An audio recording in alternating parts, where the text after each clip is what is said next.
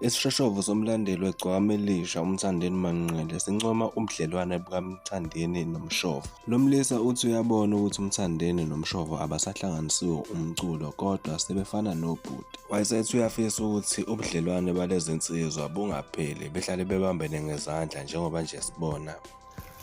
Wengabi bese kuba lobudlelwane bukaMshovo Gazu benomthandeni. Yabona iqiniso ukuthi uma uhamba ekhaya bethamba bafowenu bathola phambili ezayinsizwa kuyabonakala ukuthi cha ayisahlanganisiwe umsebenzi kuphela.